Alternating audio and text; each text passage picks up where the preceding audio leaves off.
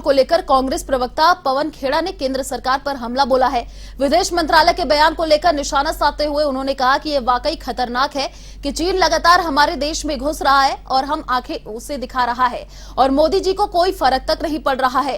कांग्रेस प्रवक्ता पवन खेड़ा से बातचीत की हमारी संवाददाता ज्योति सिंह ने।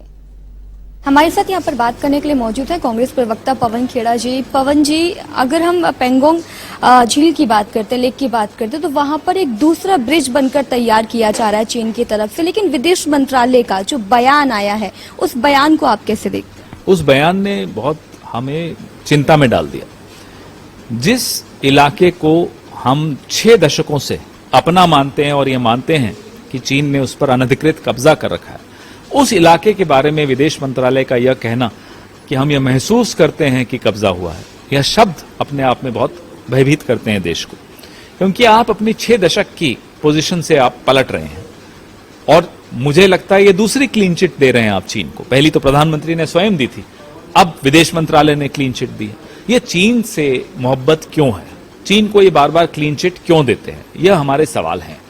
कितना खतरनाक है चीन द्वारा इस तरीके का ये बार बार ब्रिज बनाना और फिर बयान आना विदेश मंत्रालय की तरफ से, और कांग्रेस का क्या स्टैंड है? खतरनाक नंबर 1 तो खतरा यह है कि चीन लगातार हमें आंख दिखा रहा है। उससे बड़ा खतरा यह है कि हम देखने को तैयार नहीं, हम शुतुरमुर्ग बन जाते हैं, प्रधानमंत्री क्लीन चिट दे देते हैं। यह भी बहुत बड़ा खतरा है देश के लिए।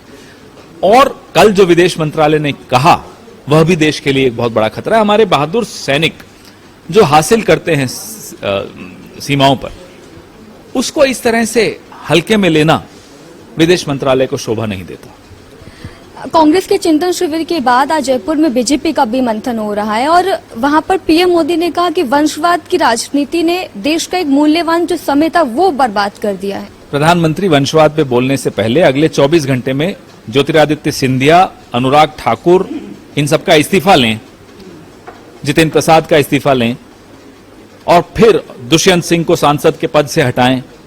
तमाम जितने इनके पास वंशवादी हैं उनको पहले हटाएं, फिर हमसे चर्चा करें। वंशवाद पे हम तैयार हैं चर्चा करने को। एक आखिरी सवाल आपसे लेना चाहूंगी। सुनील जाखड़ जब कांग्रेस छोड़ रहे थे उन्होंने राष्ट्रवाद का आरोप लगाया कांग्रेस पर। जब कांग्रेस में थे तो कांग्रेस का चेहरा थे, तो अपने आप को गलत सर्टिफिकेट दे रहे हैं कि मैं राष्ट्रवादी नहीं था। मोदी जी की तो आवाज इन्हें पसंद नहीं थी, हमें बोलते थे कि इनकी तो आवाज पसंद नहीं आती, अब क्या पसंद आने लग गया मोदी जी। तो सुनील जाखड़ जी को शोभा नहीं देता। वरिष्ठ नेता हैं, जिस पार्टी ने उनको इतनी पहचान दी, इतने सालों की पहचान दी, उस पार्टी को आप छोड़िए, आपकी इच्छा है। उसके बारे में कोई टिप्पणी करना कम से कम आपको शोभा नहीं देता। धन्यवाद हमसे बातचीत करने के लिए। तो कांग्रेस प्रवक्ता पवन खेड़ा हमसे यहाँ पर बात कर रहे थे। कैमरा पर्सन रेहान के साथ ज्योति सिंह, A1 TV।